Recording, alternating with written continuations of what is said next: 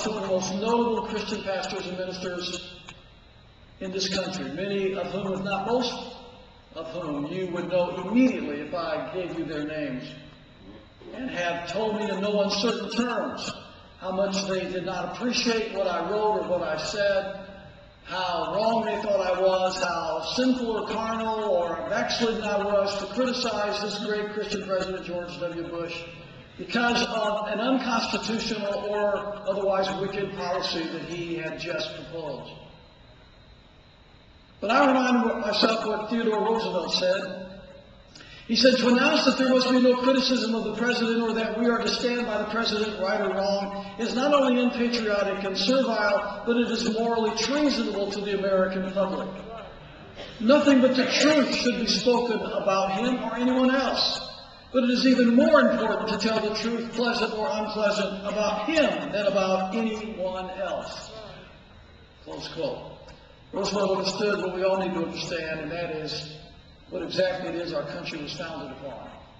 And our country was not founded upon two political parties or the two-party system. Our country was founded upon three documents: the Declaration of Independence, our birth certificate, the U.S. Constitution, and the Bill of Rights. The principles of our founding documents created an independent and limited government that recognizes the authority of man's Creator and our ultimate submission to Him. When you read the Declaration of Independence, you don't even get out of the first paragraph. When you read the laws of nature and nature's God. Thomas Jefferson, not the most spiritual of the founding fathers, in fact, I even doubt that he understood salvation as you and I do. But Thomas Jefferson understood that there was a God, and they understood the basic natural law that God had created and given to man. And he codified it in the Declaration of Independence, and he said basically that our entire form of government is dependent upon the laws of nature and nature's God. Natural law, the instinctive understanding of basic morality, the innate understanding of good and evil is provided by our Creator. William Blackstone's commentaries on the law were the chief influence upon the legal philosophy of America's founders. Those commentaries formed the most authoritative manual of law for over 100 years following the War for Independence. Blackstone wrote this: "Man, considered as a creature, must necessarily be subject to the laws of his Creator, for he is entirely a dependent being. And consequently, as man depends absolutely upon his Maker for everything, it is necessary that he should in all points conform to his Maker's will." Close quote.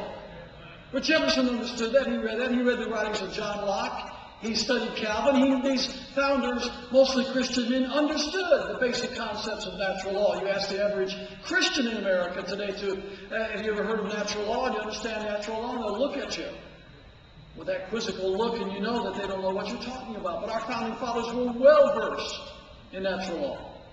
For the first time in the history of the world, a nation inculcated the Creator's will for the government of mankind into its founding documents. And it had never been happened before, and if America ever falls, it will never happen again.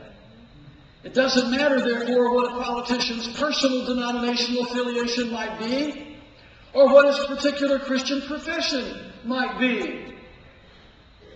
When I hire a plumber to come and fix my plumbing, or when I hire an electrician to come and fix my lights, I really don't care whether or not he's a fundamental Baptist, or whether he's a Lutheran, or what his particular denomination might be. I'm going to sign a contract with him. I have an agreement that he's going to do such and such a work for such and such a price. And whenever I give him the money and we leave, and he leaves my property, I expect the toilet to flush and the lights to